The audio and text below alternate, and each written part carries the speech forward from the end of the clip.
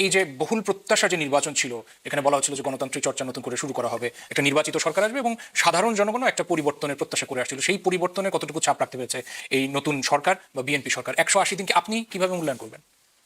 দেখেন, কতগুলি জিনিস আছে পরিবর্তন আপনার খাতায় কলমে হয়। যেমন ধরুন 180 দিনের পর প্রাইম মিনিস্টারের প্রেস উইং ওনারা একটা প্রেস ব্রিফিং করেছিলেন এবং ওখানে ওনারা জানিয়েছেন, ওনারা একটা ই বুক প্রকাশ করেছেন সরকারের সাফল্য এবং সরকারের যে কর্মকাণ্ড 180 দিনের তার উপর নির্ভর করে। ই বুকটা আমি খুব পছন্দ করেছি এই কারণে, এই সরকারের একটা মানে আপনার কৃচ্ছ সাধনে একটা সরকারের একটা ফর্মুলা আছে, একটা নীতি আছে। এটা প্রধানমন্ত্রী নিজে পর্যন্ত এই নীতিটা ফলো করেন যে হয়তো কোনো অপচয়টা না হয়। তো সেইভাবে বিবেচনা করলে ই বুকটা আমার পছন্দ হয়েছে। এই কারণে যে যদি অন্য সরকারের সময় হতো তাহলে দেখা যেত ই বুকটাকে প্রিন্ট করে দেখা যেত এক একটা ই বুকের দাম পড়তো 1,000 টাকা 1,500 টাকা, কয়েক হাজার ছাপাইতো মানুষের দেওয়ার জন্য, পরে সেট দরে বিক্রি করে দিত। যাবে হয়তো কিছু অপচয় হতো, অপচয়টা হয় নাই, জনগণ পড়তে পেরেছে, সহজেই ডাউনলোড করে পেয়েছে। আমিও উল্টাছি,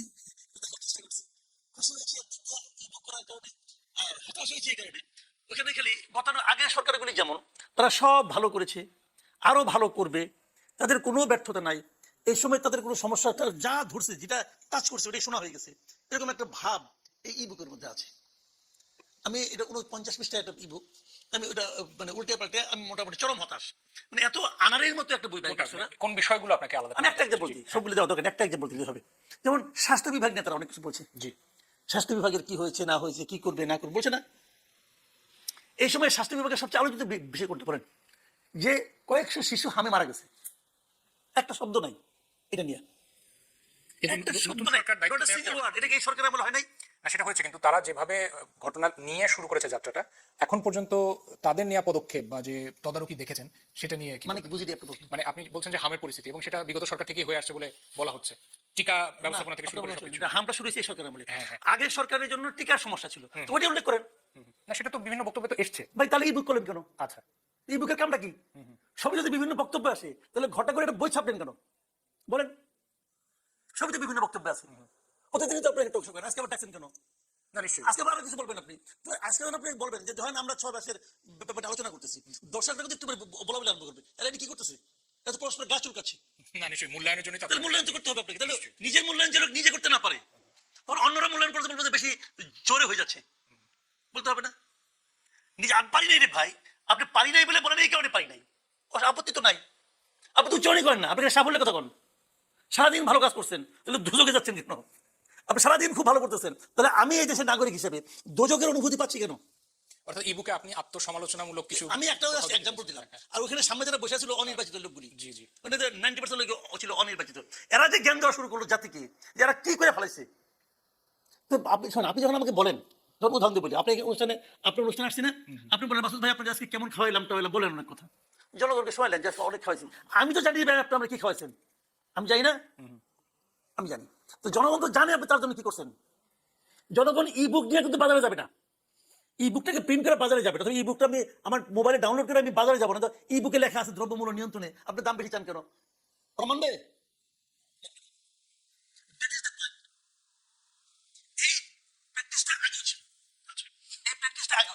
আমরা প্রধানমন্ত্রী প্রশংসা করি, আমিও করি প্রশংসা ওনার, ওরা আমরা এরকম একজন প্রধানমন্ত্রী এর আগে পাই নাই। সাধারণ মানুষ তাকে দেখলে মনে করে আমাদেরই লোক, ভালো। আগে মনে করতো অন্য গ্রহ থেকে আসছে, এটা খুব পজিটিভ। কিন্তু সেই প্রধানমন্ত্রী যাকে আমি আমার প্রধানমন্ত্রী মনে করি, তার সঙ্গে আমার মাঝখানে দেয়াল এখন কয়টা উঠছে 6 মাসের মধ্যে, এটা বলে। এই যে ই বুক বললাম না, এটা লোকের দেয়াল। ওরা প্রিন্ট করার সময় প্রধানমন্ত্রী দেখে আনছে, স্যার দেখেন আমরা কত কিছু করছি, দেখাই দিল। বাস্তবটা কি? আমি বললাম একটা খাতের এক্সাম্পল দিলাম, সেটাই শুনতে চাচ্ছি যে বাস্তবটা কি, বাস্তবটা এবং আমার অতিথি না বললাম তো, বাস্তবের সঙ্গে ওই কথার অনেক দূরত্ব। এখন আপনি হয়তো বলবেন 6 মাসে সব হয়ে যাবে, হবে না, 6 মাসে হয় না তো কখনো, হয়তো সময় লাগে, কিন্তু বোঝা তো যাবে ধারাটা কি। ই বুক পড়লে মনে হবে কি সব হয়ে যাবে, 6 মাসে সব হয়ে গেছে, যা হয়েছে এই ধারাবাহিকতা বজায় থাকবে, আগামীতে আমরা একটা সোনার বাংলা পেয়ে যাবো। এই সোনার বাংলা আমরা আজকে থেকে 50 বছর আগে খালি পাইতেই আছি, পাইতে আজকে এই অবস্থা, সোনার বাংলা হয়ে যাবে, হবে না, এই সমস্ত লোকদের হবে না।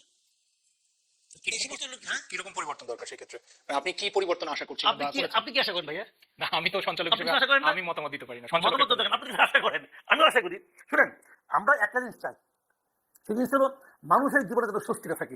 নিশ্চয়ই আপনার কি ৩১ দফা, আপনার কি জুলাই সনদ, আপনার কি সংসদীয় কি আপনার মানে আপনার কি সংবিধান সংশোধন কমিটি করবেন না কি করবেন, এগুলো আলাপ আছে। যে রিক্সাওয়ালাকে জিজ্ঞেস করেন ভাই আপনি কি চান, আপনার বাসায় আপনার বাড়িতে যে মা আছে মাকে জিজ্ঞাসা করেন গ্যাস পাচ্ছেন নাকি পাচ্ছেন না, তারা কি চাই জিজ্ঞাসা করেন। ওইটাই এদেশে মানুষ চায়, ওটা আমিও চাই, ওটা আমিও চাই। ওই জিনিসটা যখন নাকি জনগণ যারা সরকার চালাচ্ছে তারা যখন বুঝতে পারবে যে জনগণ আসলে কি চায়, তাদের চাওয়া দরকার নেই। কিন্তু আমাদের জ্বালানি মন্ত্রী বলছি এখন আমার আর কিছু করার নাই, এখন আমার অপেক্ষা করতে হবে। আরেকটা করার কি আছে, আমার লোডশেডিং ম্যানেজমেন্ট করতে হবে। তো আমি ওনাকে বলছি যে আপনি লোডশেডিং ম্যানেজমেন্টে করেন, আর কিছু করতে হবে না। আপনি লোডশেডিং ম্যানেজমেন্ট করতে পারবেন, গ্রামের একজন কৃষক যতক্ষণ বিদ্যুৎ পায় ঠিক ততক্ষণ আপনার বাসায় বিদ্যুৎ থাকবে। ম্যানেজ করেন কিরকম পারেন, ততক্ষণ একজন সচিবের বাসায় বিদ্যুৎ থাকবে, ততক্ষণ প্রাইম মিনিস্টারের বাসায় ততক্ষণই বিদ্যুৎ থাকবে। করেন এই লোড ম্যানেজমেন্ট করেন, ওইটা পারবেন না। ওই বলবে বড় বড় কথা বলবেন আমি এখন লোডশেডিং ম্যানেজমেন্ট করবো, করেন না। এটা তো বলছে আজকে 1 সপ্তাহ আগে, কোর্সের মধ্যে করে নাই। গ্রামের অবস্থা কিন্তু 14 ঘন্টা বিদ্যুৎ থাকে না। কি চান এটা জিজ্ঞাসা করা দরকার নাই, গ্রামের লোকের চান না জিজ্ঞাসা করেন আপনি কি চান, যাই বলেন এই যে আমি ই বুক বানাইছি দেখেন আপনাদেরকে আমি কত কিছু দিছি, দেখেন গ্রামের মানুষের রিয়াকশনটা কি হয়। না, বুঝতে পারছি। আমি এই পর্যায়ে একটু ডক্টর মারুফ মল্লিক আপনার কাছেও যাই। জনগণের একদম সাধারণ জনগণের বা প্রান্তিক পর্যায়ের বা কৃষক সমাজের কথা আসছে, যেখানে মাসুদ কামাল যথার্থই বলছিলেন, সেই জায়গায় একটু বলবেন যে সাধারণ মানুষের প্রত্যাশা পূরণে কতটুকু সফল বা ব্যর্থতা হয়েছে, পাল্লা আসলে কোন দিকে ভারী থাকবে। বিশেষ করে ঘুরে ফিরে যে ই বুকের কথাটাও আসলো, সেখানে নিশ্চয়ই আপনিও হয়তো দেখেছেন বা বিষয়গুলো দেখেছেন যে সরকারের প্রাপ্তির খাতায় কি কি তারা লিখেছেন বা উল্লেখ করেছেন। আমার কাছে যেটা মনে হচ্ছে যে ই বুকে মনে হয় একটু শুরুর দিকে তারা মনে হয় দায় স্বীকার করে নিয়েছে যে আমরা সব প্রত্যাশা হয়তো বা পূরণ করতে পারি নাই, বাট আমরা চেষ্টা করছি। এটা এরকম একটা কথা আছে আমার যতটুকু মনে হয়, যদি ভুল না জেনে থাকি। আর দ্বিতীয়ত ধরেন যে মাসুদ ভাই যেটা স্বাস্থ্য খাতের কথা বললেন, হামের বিষয়টা, এখন এইখানে কিন্তু এই সরকার তার 100 দিনে কি করেছে তার গৃহীত কর্মসূচি বলছে। এবং এখন হাম নিয়ে যদি আমরা আলাপ শুরু করি, আপনি যেমনটা বলছিলেন বিগত সরকার তার আগের সরকার, এখানে একটা জটিলতা হয়েছে। এটা ধরেন আসলে বিগত সরকারের উপর দায় চাপিয়ে দিয়ে বর্তমান সরকার তো আর দায় এড়াতে পারে না।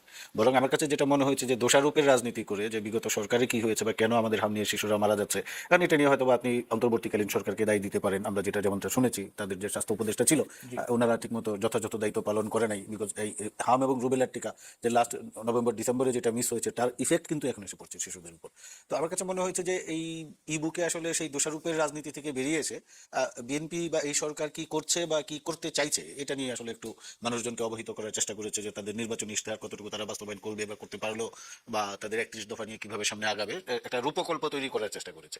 আর গ্রামের মানুষ বা সাধারণ মানুষের যে ভাবনা বা চিন্তাটা, এটা হচ্ছে কি আমরা যারা এই যে টকশোতে কথা বলি বা আমরা যারা এখানে আসি, আমরা কিন্তু সব আরবান শ্রেণী, আরবান ক্লাস। আমাদের এখানে কিন্তু আসলে গ্রামের লোকজন আসে না টকশোতে বা এখানে কথা বলতে। তো তবে এটা তো সত্য যে মূল্যস্ফীতিও তো একটা গলার কাঁটা হয়ে হ্যাঁ, গেছে। মূল্যস্ফীতি কমেছে, আগের চাইতে কমেছে 9.6%, যেটা 11-র কাছাকাছি ছিল। 9.42 ছিল মে মাস হ্যাঁ, পর্যন্ত। জি। এটা কিন্তু একসময় আমাদের 11-12% চলে গিয়েছিল, এরকম তো কমেছে। আপনার খাদ্য মজুদ বেড়েছে 24 টন, আমাদের রিজার্ভ বেড়েছে, তো সবকিছু বাড়ছে। তো আমি মনে করি যে সরকারের তো কিছু কিছু জায়গায় যে সরকার খুব সফল হয়েছে এটা বলা যাবে না, কিন্তু আমি মনে করি যে সরকার চেষ্টা করছে এবং সেটা প্রতিফলিত হচ্ছে সরকারের কার্যক্রমে। যেমন আমি বারবার বলি যে এই সরকারের সবচেয়ে সামনে বড় চ্যালেঞ্জ হচ্ছে আপনার কর্মসংস্থান তৈরি করা। আমাদের প্রায় বেসরকারি হিসাবে 4 কোটি মানুষের মতো দক্ষ দক্ষ বেকার আছে। এদের জন্য কিভাবে আমরা যদি কর্মের সংস্থানটা করতে না পারি, তাহলে আসলে আমরা ডেভেলপমেন্ট নিয়ে যতই কথাবার্তা বলি বা অন্যান্য বিষয় নিয়ে যতই কথাবার্তা বলি, সেগুলো কিন্তু আসলে কাজে দিবে না। তো যে কর্মসংস্থানের কথা বলা হচ্ছে, সরকারের নিয়ে এখন পর্যন্ত যে গৃহীত পদক্ষেপ, তাতে কি মনে হয়েছে যে এই সমাধান আসবে বা সেটা লং টার্মে আসবে বলে মনে করেন? দীর্ঘমেয়াদে আসবে। বলবেন এই পদক্ষেপ নিয়ে হ্যাঁ, হ্যাঁ, তারা একটা স্কিম বা নীতিমালা গ্রহণ করেছে, এই আপনার ই বুকে আছে। জি। এবং এটা যখন বাস্তবায়িত হবে এটার জন্য একটু সময় দিতে হবে। বিকজ আপনার হচ্ছে কি, আমার কাছে যেটা মনে হচ্ছে মূলত এই সরকার ইন্ডাস্ট্রিয়ালাইজেশনের পাশাপাশি দক্ষ একটা আইটি বেসড জনগোষ্ঠী তৈরি করতে যাচ্ছে, যে যারা দেশে বিদেশে একই সঙ্গে কাজ করতে পারে। এখন আমাদেরকে কিন্তু কেবল ইন্ডাস্ট্রিয়ালাইজেশনে গেলে এবং লোকাল এমপ্লয়মেন্ট জেনারেট করলে আমাদের যে ডেমোগ্রাফিক ট্রেন্ড, এটা দিয়ে আপনি অ্যাকোমোডেট করতে পারবেন না। সো আমাদের গ্লোবাল মার্কেটের দিকে নজর দিতে হবে, এবং সেই গ্লোবাল মার্কেটের দিকে যদি আমরা আমাদের এই কর্মশক্তিকে জনশক্তিকে এঙ্গেজ করতে চাই, তাহলে কিন্তু আপনার এই আইসিটি বেস বা টেকনোলজি বেস যে ট্রেনিং এর, এটা আমাদের দরকার আছে নিশ্চয়ই। এবং সেটা তো গেল দূর পরিকল্পনা। বিশেষ করে সরকারের জন্য এখন যে চ্যালেঞ্জ আমরা দেখছি, জ্বালানি খাত নিয়ে অনেক কথা হচ্ছে, মূল্যস্ফীতির কথা চলেই আসলো। এই দুটো ব্যাপারে কি বলবেন? বিশেষ করে এই যে গ্যাস সংকটের কথা যেন মাসুদ কামাল বলছিলেন, একই সাথে বিদ্যুতের কথা বলছিলেন, যে সাধারণ মানুষ কিভাবে রয়েছে ঢাকার বাইরে 14 ঘন্টা পর্যন্ত লোডশেডিং, তাদের ওই লোডশেডিংটা নিতে হচ্ছে প্রতিদিন। একটু বলবেন যে সেই জায়গায় সরকারের এখন পর্যন্ত তাদের যে গৃহীত পদক্ষেপ বলি বা পরিকল্পনা বলি, এখান থেকে কিভাবে বের হয়ে আসবে বা কি সরকার ইতিমধ্যেই আপনার অফশোরে মনে হয় 100টা অফশোর অনশোর মিলিয়ে 100টা গ্যাস কূপ তৈরি করার উদ্যোগ নিয়েছে। এবং এটা কিন্তু আপনি বিদ্যুতের কিন্তু শর্ট টার্ম জ্বালানি খাতের শর্ট টার্ম ম্যানেজমেন্টে কিন্তু আপনি যেতে পারবেন না। বিকজ এই প্রবলেমটা কিন্তু আমি নিজেও জ্বালানি খাত নিয়ে লেখালেখি করতাম এক সময় ঢাকায়, যখন আমি গণমাধ্যমে ছিলাম। আমাদের এই আজকে বিদ্যুৎ এবং জ্বালানি খাতের যেই পরিস্থিতিতে এসে আমরা উপনীত হয়েছি, এটা কিন্তু আমাদের গত 25-30 বছরের যে অব্যবস্থাপনা। এবং আমি আমি বলবো যে এনার্জি খাতের যে যথাযথ ব্যবস্থা না নেওয়ার, একটা সুপরিকল্পনা না নেওয়ার কুফল কিন্তু আচ্ছা, সেটার সাথে কি জনাব মাসুদ কামাল আপনি কি একমত হবেন? বলছিলেন যে জ্বালানি খাতের যে বিপদ বা যে সংকট দেখা যাচ্ছে সেটা এক ধরনের লম্বা সময়ের একটা ফল, গত 25-30 বছরের সুব্যবস্থাপনার অভাব বলছিলেন ডক্টর মারুফ মল্লিক, কি বলবেন আপনি? দেখেন, এটা বিষয়টা অনেক কারণ আছে। আওয়ামী লীগ সরকার যেভাবে জ্বালানি ব্যবস্থাপনাকে হ্যান্ডেল করছেন, এখানে বিরাট অপচয় ব্যবস্থাপনা আছে। তারা অনেকগুলি জায়গায় মানে আসলে নষ্ট করে দিয়েছে, এতে কোনো সন্দেহ কিন্তু নাই। কিন্তু এই কথাগুলো আপনি কাকে শোনাবেন, কাকে বুঝাবেন? কারণ সাধারণ মানুষ তখন তো বিদ্যুৎ পাইছে। আমি আপনাকে এক্সাম্পল দিয়ে বুঝাই। আওয়ামী লীগ যখন ক্ষমতা আসলো 2009 সালে, তখন আমাদের টোটাল সারা দেশে বিদ্যুৎ উৎপাদনের পরিমাণ কত ছিল? 3,500 মেগাওয়াটের মতো, মাত্র 3700 মেগাওয়াটের, আমি যতটুকু জানি। 4800 4800 ছিল, কখনো পাইতাম না বোধহয়। হচ্ছে ওই ফখরুদ্দিন মঈনুদ্দিনের সরকার এক সময় হাইয়েস্ট 4500 বা 4600। তার ধারণা 5000-এর নিচে, কিন্তু সেটা এখন আমার চাহিদা কত, এখন আমি কত ইউজ করি? প্রায় 16,000। 16,000 আমার এখন কিন্তু চাহিদা তৈরি হয়েছে। তার মানে কি, মানুষ তো অভ্যস্ত হয়েছে। আগে তো এত বিদ্যুৎ মানে মানুষ ব্যবহার করতো না, গ্রামাঞ্চলে এত বিদ্যুৎ ব্যবহার হতো না, মানুষ তাল পাখাই ইউজ করতো। এখন এই যে আমার চাহিদা বেড়ে গেছে, আপনারা বলতে পারেন আওয়ামী লীগ তো চাহিদা বাড়াই দিচ্ছে, ঠিক আছে। আমার 16,000 মেগাওয়াট, আমি আমার চাহিদা আছে, উৎপাদনের সক্ষমতা কত? প্রায় 28,000-এর মতো বলা হয়। হ্যাঁ, 28,000-এর মতো। তো এই বাড়তিগুলোর জন্য কিন্তু আওয়ামী লীগ কিন্তু পে করছে। আবার আওয়ামী লীগ তো বসে বসে পে করছে ভাই, তো অপচয় করছে। কার টাকা দিছে? ওর বাবার টাকা দিছে নাকি আমার আপনার টাকা দিছে? আমার আপনার টাকা দিছে। লুটপাটের চূড়ান্ত করছে কিন্তু, কইরা নিয়ে মানুষকে এমন এক জায়গায় নিয়ে গেছে। তো আপনি যখন ক্ষমতায় আসছেন, আপনি তো জানিয়ে আসেন নাই, আপনি তো জানিয়ে আসছেন যে ওরা তো এই আকাম করে থয়ে গেছে। এই আকামের মধ্যে আমাকে কারণ জানতে হবে, কেন বলি আপনাকে, পাবলিক যারা নাকি এন্ড ইউজার, তারা কিন্তু অত মেগাওয়াট বুঝে না, মেগাওয়াট বুঝে না, কোনো ওয়াটি প্ল্যান্ট বুঝে না, কিছু বুঝে না। তারা বুঝে যে আমি সুইচ দিব, ফ্যান করবে, আমাকে আর তাল পাখা দিয়ে বাতাস করতে হবে না। তারা এইটুকু বুঝে, এই জন্য আমাকে পে করতে হবে, তাহলে এইটুকু বুঝে। তো এরাই তো আপনাকে ভোট দিয়ে পাঠাইছে এখানে। তা ওরা যে কি বুঝে, এই কথাটা আপনি কেন বুঝেন না? আপনি 6 মাসের মাথায় এসে বলতেছেন এই সমস্যা, এই সমস্যা। এই 6 মাসের সমস্যা, আওয়ামী লীগের সমস্যা তো অন্তর্বর্তীকালীন সরকারের আমলে ছিল। অন্তর্বর্তীকালীন সরকারও তো চুপচাপ বসেছিল, তারা তো কোনো ব্যবস্থা নেয় না, তাদের ঠেকাও নাই। এবং ইন্টারেস্টিংলি যে বলে না, একটা ট্রেন থেকে যদি ড্রাইভার নেমে লাফ দিয়ে নেমে চলে যায়, তারপরে কিন্তু ওই ট্রেন প্রায় 5 কিলোমিটার এমনি এমনি চলে। তো অন্তর্বর্তীকালীন সরকার ওই সময়টা তো মানুষ কিন্তু এই জন্যই বুঝে নাই, কারণ ওই সময় কিন্তু ওই ধাক্কাই চলছে। সমস্যাটা ক্রিয়েট হয়েছে এই সরকার আমলে এসে। তো এই সরকারকে সেই ব্যবস্থা করে নিয়েছে। দেখেন কতগুলো কথা আমি বলি, হাম নিয়ে এত কথা হয়েছে, হাম নিয়ে হামের টিকা ঠিক মতো কেনা হয় নাই। 1 2 3 লোক বলছে যে এটা হলো অন্তর্বর্তীকালীন সরকারের ভুল সিদ্ধান্ত অথবা অপরাধ বলছে, তারা মামলা করতে গেছে, মামলা করে নেওয়া হয় নাই। মানে এই সরকারের কাছে, এই সরকারের সমস্যার কথা আমি বলি, অন্তর্বর্তীকালীন সরকার এই দেশকে হাসিনা যে গাড্ডায় ফেলাই দিয়ে গেছিল, ওই গাড্ডা থেকে তোলার তো চেষ্টা করেই নাই, আরো খারাপ জায়গায় তারা ঠেলে নিয়ে গেছে। কিন্তু এই সরকার অন্তর্বর্তী সরকারের কোনো ভুল দেখতে চায় না। তারা সিদ্ধান্ত নিয়েছে যে ওরা কোনো ভুল করে নাই। এখন যতদিন তারা ওদেরকে ভুল দেখতে না চাইবে, ততদিন কিন্তু ওই ভুলগুলোর দায় এই সরকারের উপরে চাপবে। আর আমি ওই ডিটেলে যাবো না, কারণ ওই কোনটার দায়িত্ব কে নিছে, কোন টাকার বাতিল করছে, কোনটা আওয়ামী লীগের, কোন টাকার, ভাই আওয়ামী লীগের মতো সবই আওয়ামী লীগের ছিল। এখন সব আওয়ামী লীগকে আপনি সরাই দিয়ে বন্ধ করে দিবেন, ওটা আওয়ামী লীগের লোক পাইছিল, ওটা অত দিব না, বন্ধ করে দেবো, এগুলো অনেক কিছু আপনি করতে পারেন পলিটিক্যাল কারণে, কিন্তু ওইটার মাধ্যমে তো আপনার সমস্যা বাড়তেছে। এখন যখন লোকে বিদ্যুৎ না পাবে, দায়টা কাটে, যে আমাদের ডাক্তার জাহেদ বলতেছে যে বিদ্যুৎ না পাওয়ার দায় টোটালি আওয়ামী লীগের, এই সরকারকে দায় দেওয়া যাবে না। তার কথা হয়তো ঠিক, হয়তো উনি লজিক্যালি এটা এস্টাবলিশ করবে, কিন্তু পাবলিকের লজিক শোনার সময় আছে? সোশ্যাল মিডিয়া খুলে দেখেন এটা কি পরিমাণ পাবলিক ট্রল করতেছে। ট্রল তো পাবলিকও করে, ট্রল তো আওয়ামী লীগের লোকই করে, হয়তো ট্রল আওয়ামী লীগের লোকজনই করে, কিন্তু পাবলিক তো খায়। খায় কেন? পাবলিক মিলায় যে ভাই কথাটা সত্য, আওয়ামী লীগ এসে 2 বছর আগে, 2 বছর আগে ওই দলকে তুমি দল দিচ্ছ কেন? তুমি কি করলা? পাবলিককে আপনাকে হ্যান্ডেল করতে হবে। জ্ঞানী লোকের ভোটে কিন্তু আপনি আসেন নাই, এই গ্রামের লোকের ভোটে আসছেন। আপনাকে গ্রামের লোককে হ্যাপি করতে হবে, তারা যে ভাষায় বোঝে সেই ভাষায় বোঝাতে হবে। স্থাপনারও তো আলাদা আলাদা করে বিশেষত্ব থাকে, সবকিছু মিলিয়ে কি সব সমান করে দেওয়া সম্ভব সেটা? আচ্ছা, হ্যাঁ হ্যাঁ, হাসপাতাল তো গুরুত্বপূর্ণ জায়গা, এখানে তো মানুষ মারা যাবে, নিশ্চয়ই। মারা যাবে না, ওখানে আপনি দিবেন কেন? ওখানে আপনি ফুল টাইম রাখেন। লোডশেডিং কিন্তু কেবল গ্রামেই হচ্ছে না, শহরেও হচ্ছে। আমি যেখানে থাকি আজকে সকালে আমার ওইখানে 2-3 বার লোডশেডিং হয়েছে। আমি তো অস্বীকার করি নাই, হ্যাঁ। কিন্তু সময়টা কতক্ষণ? বেশ দীর্ঘ সময়ই ছিল আমার। এখন সময় যে জ্বালানি সংকটের কথা বলা ঢাকা হচ্ছে, শহরে থাকি, 10-15 মিনিট 30 মিনিট থাকে, হ্যাঁ। আমি অস্বীকার করছি না, কিন্তু গ্রামে আপনি যে রাখছেন, গ্রামে তো বিদ্যুৎ আসেই না, মাঝে মাঝে আসে। তো আমার কথাটা হলো কি, ঢাকা শহরে লোডশেডিং বাড়াই দিলে কোনো সমস্যা নাই, সমস্যা নাই, মন্ত্রী পাড়া বাড়াই দেন, এতে সবারই জেনারেটর আছে। না এটা সবার সাধারণত IPS আছে। এখানে মাসুদ ভাই যেটা হয় যে তো এগুলি হয় না রে ভাই, আমি হ্যাঁ, আপনাকে কিন্তু একটা কিন্তু example যে দিই। বিদ্যুৎ উৎপাদন তো বেশিরভাগই হচ্ছে গ্যাস নির্ভর এবং জ্বালানি সংকট চলছে না, এই এবং সেই জায়গায় ক্ষেত্রে মাসুদ ভাই যেটা জি। বলছেন যে মানে আপনার এই লোডশেডিং এর যে ইকুয়াল ডিস্ট্রিবিউশন, এটা আমাদের রুরাল এরিয়াতে মূলত ইলেকট্রিসিটির সবচেয়ে বড় প্রয়োজনটা থাকে ইরিগেশন মৌসুমে। এখন বাংলাদেশে তো ইরিগেশন চলছে না, এখন আপনার রেনি সিজন, প্রচুর ওয়াটার আছে আপনার, কিন্তু এই যে আমাদের যে সেচ যন্ত্রগুলা কিন্তু খুব বেশি চলছে না, যেই কারণে গ্রামের যে লোডশেডিংটা সেইটা আপনার খুব বেশি প্রভাব ফেলছে না। কিন্তু সামনে আমাদের যখন শুষ্ক মৌসুম আসবে, এই যে এই শীতের পরে বা চৈত্র আর এই যে আমাদের যে বসন্তকাল, যেটা মার্চ এপ্রিল, ওই সময় কিন্তু আমাদের বিদ্যুতের খুব প্রয়োজন হয় গ্রামের গ্রামে। প্রভাব ফেলছে না, আপনি কি বলছেন? হ্যাঁ, কি? গ্রামের প্রভাব ফেলছে না, এটা আপনি না, কেমন আমি বলছি যে গ্রামের ইলেকট্রিসিটির থাকা না থাকার সবচেয়ে বেশি প্রভাবটা পড়ে আপনি সেটা সেচ যদি মৌসুমে irrigation এ যদি বিদ্যুৎ দিতে না পারেন। সাধারণ মানুষের স্বস্তির কথা হয়তো বলছেন সেখানে তাই না?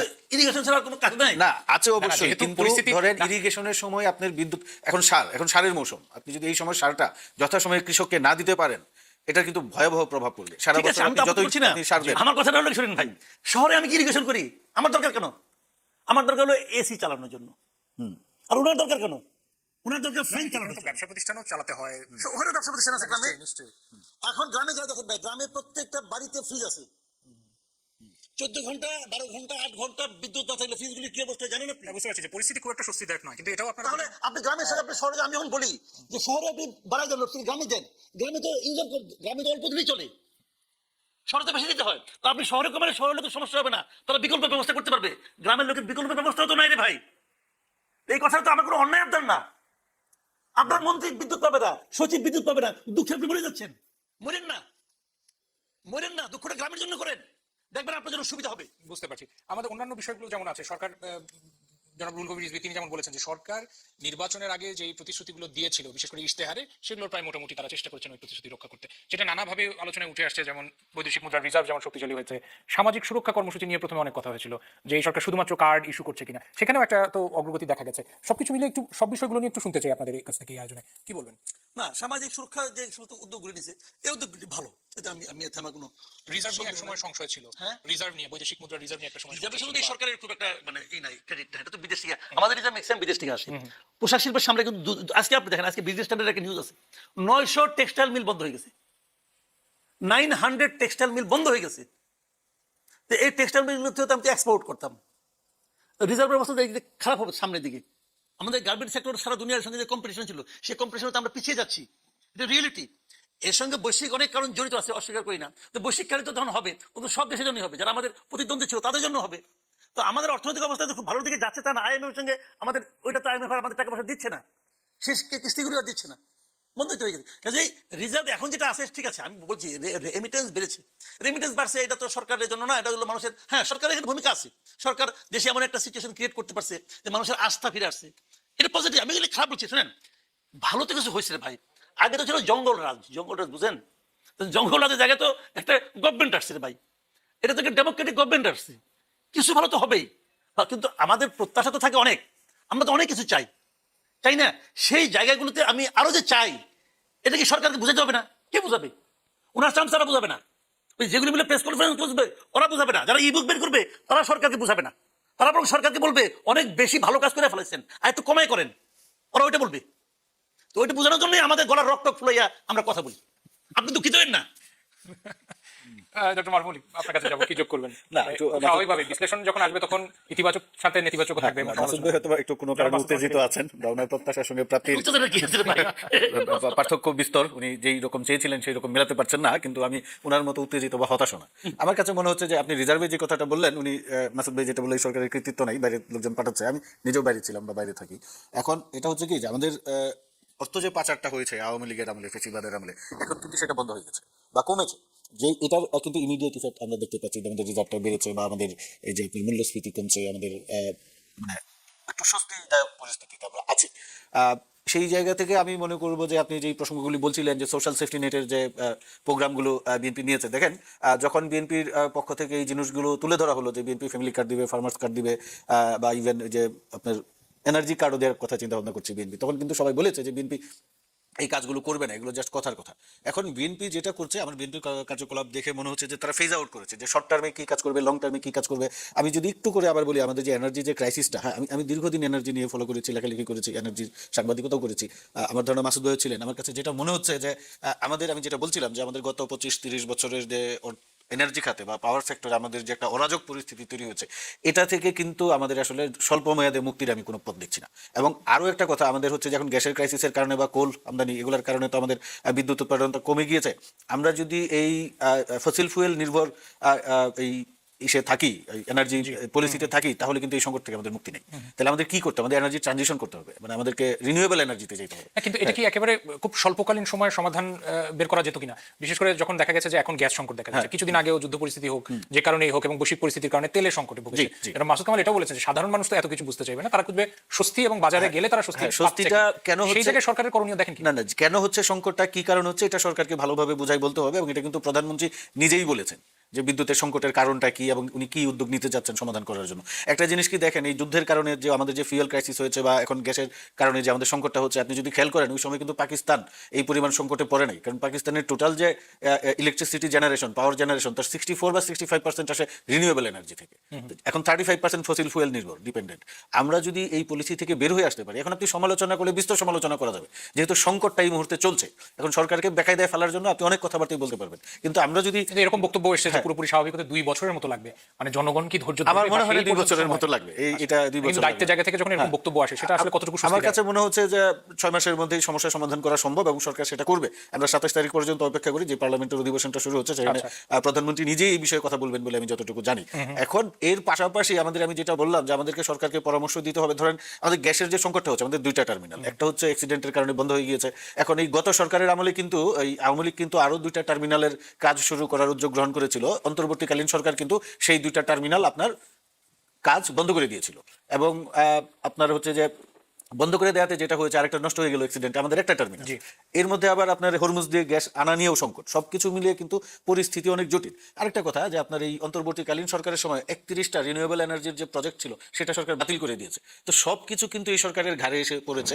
আপনার অন্তর্বর্তীকালীন সরকারের অব্যবস্থাপনা বলেন, অনিয়ম বলেন বা অযোগ্যতা বলেন, যাই বলেন, পাশাপাশি 17 বছরের ফেসিস্ট আমলের যে অনিয়ম দুর্নীতি, সবকিছুই কিন্তু এই সরকারকে মোকাবেলা করতে হচ্ছে। এবং আপনি কিন্তু সমস্যার সর্বক্ষেত্রে পাবেন, শুধু এনার্জি সেক্টরে না, সেক্টরে যান, এডুকেশন সেক্টরে যান, ফাইন্যান্সিয়াল সেক্টরে যান, আপনি স্টক মার্কেটে যেইভাবে লুটপাট করা হয়েছে, কারণ এইটা তো আবার পুনর্গঠিত করতে সময় লাগবে। এবং সেটার সাথে সাথে ব্যাংকিং সেক্টর আছে। হ্যাঁ, ব্যাংকিং সেক্টরে ভালো জায়গা বলেছেন, পুনর্গঠনের কথা বলা হচ্ছে, সেটা আপনি সন্তুষ্ট সরকারের পারফরম্যান্সে? 180 দিন আপনি কেমন দেখেছেন? আমার কাছে মনে হচ্ছে ব্যাংকিং সেক্টরের যে রিফর্মের যে প্রসেসটা প্রথমে একটু সমালোচনা হয়েছিল, কিন্তু পরবর্তীতে সরকার কিন্তু সেই জায়গা থেকে সরে এসেছে। সরকারের একটা পলিসি ছিল যে পূর্বের মালিকরা আবার ফিরে আসতে পারবে, সম্প্রতি কিন্তু সেই ধারা বাতিল করা হয়েছে। এরপরে আমার কাছে মনে হচ্ছে যে ব্যাংকিং সেক্টরের যে রিস্ট্রাকচারিং এর কথাটা বলা হচ্ছে, এটা খারাপ না। ধরেন এটা আস্তে আস্তে ব্যাংকগুলো কিন্তু আস্থা ফিরে পাচ্ছে, তাদের যে তারল্য সংকট ছিল সেটাও কেটে যাচ্ছে। আমার কাছে মনে হচ্ছে সরকার ভালোই যাচ্ছে সামনে। জনাব মাসুদ কামাল, এই ব্যাপারে আপনার কি মতামত? বিশেষ করে এই ব্যাংকিং সেক্টর পুনর্গঠন বলেন, শেয়ার মার্কেট বলেন, সেগুলো তো এটা আসলে বড় এটা ইস্যু ছিল, বোঝা যাবে না। শেয়ার মার্কেটের সুফলটা আসতে সময় লাগবে, ব্যাংকিং সেক্টর। তবে ব্যাংকিং সেক্টরটা না, যে যাই বলুক, আমি মনে করি অন্তর্বর্তীকালীন সরকার আমল থেকে এটা মানে ঘুরে দেওয়ানোর চেষ্টা চলছে। এটা আহসানুল মনসুর কিছু খারাপ কাজ করছে, কিন্তু ব্যাংকিং সেক্টরটাকে কিছু কিছু জায়গায় ভালো, একটা কাজে সে খারাপ করছে, সেটা হলো কি যে 5টা ব্যাংক একত্র করে দেওয়া। এটা একটা ভয়ঙ্কর অন্যায় করছে, তার ব্যক্তিগত রোষের কারণে এই কাজটা করছে। ওনার সঙ্গে এক্সিম ব্যাংকের কি ঝামেলা ছিল, এই ঝামেলাটা করার জন্য, এক্সিম ব্যাংকে ধ্বংস করার জন্য উনি এই কাজটা করছেন, আর কিছু না। মাঝখান থেকে কি হয়ে জানেন, 75 লাখ গ্রাহক এই 5টা ব্যাংকের, তারা মনে হয় তারা তো নজরুল ইসলাম মজুমদারের চেনে নাকি নাই, তারা কিন্তু আহসানুল মনসুরকে চেনে, তারা চিনে তারেক রহমানকে, তারা চিনে ডক্টর ইউনূসকে। ডক্টর ইউনূসের আমরা তার ক্ষতিগ্রস্ত হয়েছে 75 লাখ গ্রাহকের। আমি কিছু কিছু গ্রাহককে চিনি পার্সোনালি, মানে বেতন পায়, তার মানে পেনশনের সমস্ত টাকা তারা এই ব্যাংকে রাখছে, কারণ এই ব্যাংকের সুদের হার ছিল বেশি, ইন্টারেস্ট ছিল বেশি। তো তারা টাকাটা তুলতে পারছে না, তাদের ইন্টারেস্টও গেছে, ইন্টারেস্টও কমে অর্ধেক করে দিচ্ছে, তারপরে যে টাকাটা হয়েছে টাকাটা তুলতে পারছে না। এছাড়া এই এই অপকর্মটা ছাড়া আহসানুল মনসুর সাহেব কিন্তু ওভারঅল ব্যাংকিং সেক্টরটাকে একটু নিয়ন্ত্রণ করতে পারছিল, অস্বীকার করা যাবে সেটা না। ধারাবাহিকতা রাখতে পারছে, একটু আনতে পারছে, সে কিছুটা নিয়ন্ত্রণ করতে পারছিল। এই গভর্নমেন্ট এসে সেই ধারাবাহিকতা রক্ষা করতেছে। যেটা উনি বললেন, মারুফ বলেন যে আপনার একটা সিদ্ধান্ত, এটা খুবই বিতর্কিত ছিল, তো সিদ্ধান্ত থেকে গভর্নমেন্ট সরে আসছে। গভর্নমেন্টের আমি মনে করি গভর্নমেন্টের বড় গুণ হলো এটাই, যে যখন কোনো একটা সিদ্ধান্ত নেয়, যদি সিদ্ধান্তটা সমালোচিত হয়, যদি বুঝে যে এটা ভালো না, তারা কিন্তু ব্যাক করে। অনেক গভর্নমেন্ট আছে কিন্তু ব্যাক করেন, মানে আমি বলছি তো বলছি, রিজিড থাকে, আমার আবার ভুল কি, অনেক কিন্তু বলে এরকম। তো এই গভর্নমেন্ট সরে আসে, এটা পজিটিভ, কোনো সন্দেহ নাই। ব্যাংকিং সেক্টরে তারা একটু একটু নিয়ন্ত্রণ প্রতিষ্ঠা করতেছে, অনিয়মগুলো দূর করতে পারছে। কিন্তু আলটিমেটলি এরকম পর্যন্ত যাবে আমি যাই না, কারণ যদি আপনার টাকাই না থাকে, আপনি কি করবেন? টাকা ছাপায় সমস্যার সমাধান করতে পারবেন না। তো সরকার ব্যাংকগুলি থেকে প্রচুর পরিমাণে লোন নিচ্ছে, প্রচুর, মানে এটা তো মানে সরকার চালাই যেতে হবে, কি করবে সে? ভর্তুকি দিচ্ছে তেলের ক্ষেত্রে, তেল গ্যাসের গভর্নমেন্ট কিন্তু ভর্তুকি দিতে হচ্ছে। এই ভর্তুকি দিয়ে কয়দিন চালাতে পারবে, কিভাবে চালাবে, এটা নিয়ে অনেক আপনি শঙ্কা আছে। আমার কাছে যেটা মাসুদ ভাই যেটা বললেন, সরকার ব্যাংক থেকে প্রচুর ঋণ নিচ্ছে, এই ক্ষেত্রে আমার কাছে মনে হয় যে সরকারের যদি অর্থের সংস্থান তৈরি করতে হয় তবে আমাদের এনবিআর কে রিফর্ম করতে হবে। হ্যাঁ, এবং এইখানে আমি একটা কথা বলবো, সরকারের প্রতি আমার পরামর্শ থাকবে যে আমলাতান্ত্রিক নির্ভরতা থেকে বের হয়ে আসতে হবে। কারণ আমাদের বাজেটে যখন আপনার এই যে রাজস্ব আহরণের যে রাস্তাগুলো তৈরি করা হয়, আপনি দেখবেন আমাদের এইখানে আমাদের এই এনবিআর থেকে সরকারকে যে পরামর্শগুলো দেওয়া হয়, এই পরামর্শের কারণে আপনার সরকারের কিন্তু রাজস্ব আহরণের সুযোগ কমে যায়। এখন দেখেন যে জটিলতার কথা বলছেন সেটা এর আগে বিগত সরকার, অন্তর্বর্তী সরকারের সময় কথা হয়েছে পতিত সরকারের সময়, জি। সেই ধারা থেকে কি বের হওয়া উচিত বলে মনে করছেন আপনি? আমি মনে করি সেটা কি সরকার শুনবে বা শোনা উচিত বলে আপনি আমার ধারণা সরকার শুনবে, আমরা যদি সঠিক পরামর্শ সেই সুপরামর্শ কাজটা দিতে কি পারি। খুব সহজ হবে না চ্যালেঞ্জ হয়ে থাকবে বলে মনে করেন? সহজ হবে না নিশ্চয়ই, কিন্তু অসম্ভব না। কারণ আমি একটা ছোট্ট উদাহরণ দিই, আমাদের যে এনবিআর এর যে পলিসিটা আপনি দেখবেন ওনারা ইম্পোর্টের যে ক্ষেত্রে যে গুরুত্ব দেয়, ইম্পোর্ট ডিউটির উপর, লোকাল প্রোডাকশনের উপর খুব বেশি গুরুত্ব দেয় না। দেখবেন আপনি যখন একটা ফ্যাক্টরি করতে যাবেন, আপনি যখন একটা ফিনিশড প্রোডাক্টের কাঁচামাল আমদানি করতে যাবেন, ধরেন আপনি একটা প্রোডাক্ট বানাচ্ছেন, কাঁচামাল আমদানি করবেন, ওরা যেটা করে আমাদের এই কাঁচামালের উপর হাই ডিউটি ইম্পোজ করে, এবং ফিনিশড প্রোডাক্ট যখন আপনি আনতেছেন তখন কিন্তু কম্পারেটিভলি এটা থেকে এটা ডিউটি কম, তাহলে আপনার ইম্পোর্ট হচ্ছে। এখন ইম্পোর্ট হলে কিন্তু হয় কি, আপনার কিন্তু কর্মসংস্থান হচ্ছে না। আপনি যে প্রোডাক্টটা বানাচ্ছেন সেইটা যদি আপনি লো ডিউটিতে এনে একটা ফ্যাক্টরি 10টা ফ্যাক্টরি করতে পারেন, তাহলে কিন্তু আপনি 500, 1000, 6000 মানুষের কর্মসংস্থান করতে পারবেন। লোকাল মার্কেটে আপনার প্রোডাক্ট বিক্রি হবে এবং এটা বাইরের মার্কেটে এক্সপোর্ট করার একটা সুযোগ থাকে। সরকার কিন্তু ধরেন লো ডিউটি পাচ্ছে, কিন্তু যখন লোকাল মার্কেটে বিক্রি হবে ভ্যাট পাবে, ভ্যাট পেয়ে তো সে সেটা কভার করতে পারবে। কিন্তু আপনি যখন অনলি ইম্পোর্ট করছেন একটা ফিনিশড প্রোডাক্ট, আপনি খালি ইম্পোর্ট ডিউটিটা পাচ্ছেন, আপনি তো লোকাল মার্কেটে এই লোকের কর্মসংস্থান তৈরি করছেন না। আচ্ছা, এই পুরো সময়টার মধ্যে অনেক ফ্যাক্টরি বন্ধ হয়ে গেছে এবং একই সাথে কর্মসংস্থান নিয়ে হাহাকার ছিল এবং প্রায় 30 লক্ষের মতো বেকার যুবক রয়েছে, সেটাও এর আগে শোনা গেছে। নতুন সরকার এখন পর্যন্ত বলছে যে তারা কর্মসংস্থান তৈরি করবে। কার্যত খুব বেশি দৃশ্যত কি সেটা দেখা গেছে যে পদক্ষেপ এই কর্মসংস্থান তৈরি করার জন্য 6 মাস কিন্তু একটু স্বল্প সময়। এই যে অনেক ফ্যাক্টরি বন্ধ হয়ে গিয়েছে, এটা মূলত আমাদের ইলেকট্রিসিটি চালু করবে কিভাবে গ্যাসের সংকটের কারণেই মনে হয় যে 900 যেটা বললেন 900 টেক্সটাইল মিল বন্ধ হয়ে গিয়েছে। তো এই গ্যাসের সংকটটা যদি আমরা কাটিয়ে উঠতে পারি, গ্যাসের সরবরাহ বাড়লে গ্যাসের সংকটটা মেটানো আমার কাছে মনে হচ্ছে কঠিন কিছু না। বুঝতে পারছি। আমাদের এই টার্মিনালটা যদি চালু হয়ে যায় এবং সরকার যদি এলএনজি আমদানি শুরু করে, এটা ঠিক হয়ে যাবে। জি, আমরা আয়োজন তো শেষ করতেই হবে, সামনে আর খুব বেশি সময় পাবো না। যেন মাসুদ কামাল, অন্তর্বর্তী সরকার যখন দায়িত্ব নেয় সেটাও একটা খুব একটা অস্থির পরিস্থিতির মধ্যে দিয়ে বাংলাদেশ গেছে।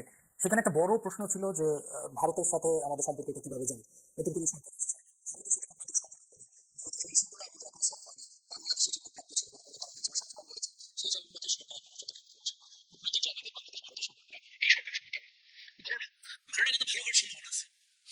অন্তর্বর্তী সরকারের সময় ভারতের সঙ্গে আমাদের সম্পর্ক ছিল তলানিতে একদম, এর চেয়ে নিচে নামা সম্ভব ছিল না।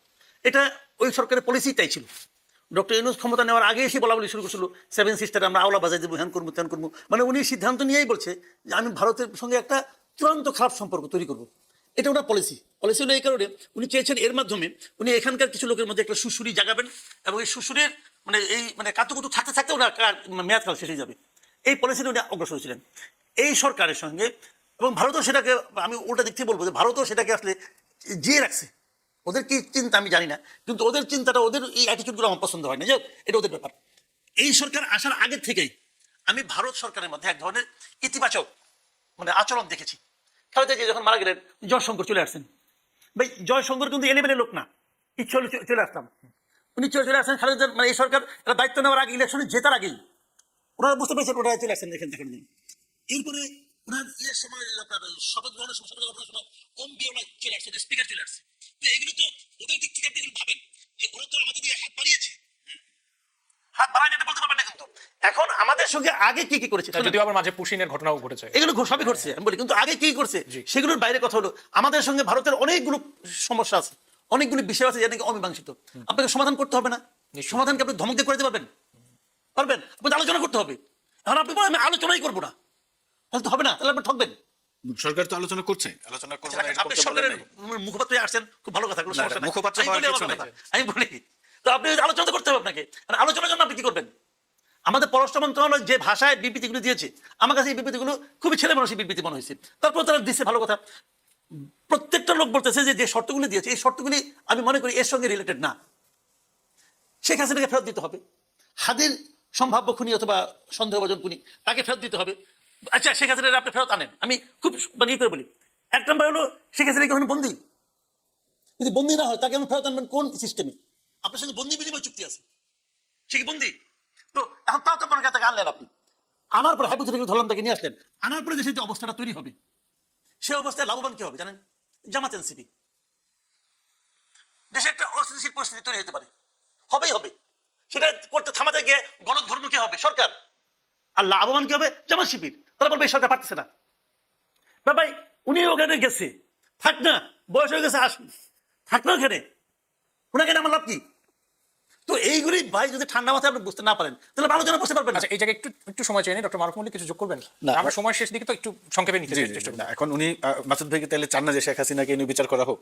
এটা তো দেশের মানুষের দাবি। শেখ হাসিনা তো গণহত্যায় দায়ী। জনাব এখন মাসুদ কামাল শুনছি, আপনি যেটা বলছেন যে থাক না, 80 বছর হয়ে গেছে, এটা তো বিমূর্ত কথাবার্তা। আনেন না, এই আনেন না। সেটার জন্য তো বার্গেন করছে সরকার। ট্রাইব্যুনাল তো রায়ও আছে। হ্যাঁ। আমি বলছি রায় আছে, ঠিক আছে, আনেন না। সরকার চেষ্টা করছে, সরকার আনেন। চেষ্টা না করে বসে আমিও থাকবে না। করেছি, আনেন দেখি কেমন হ্যাঁ, আনেন। না, এটা আপনি যেভাবে উনি যখন আসতে চান তখন বলে আসা যাবে না, না, ওনাকে ওনাকে আসতেও দেবেন না। না।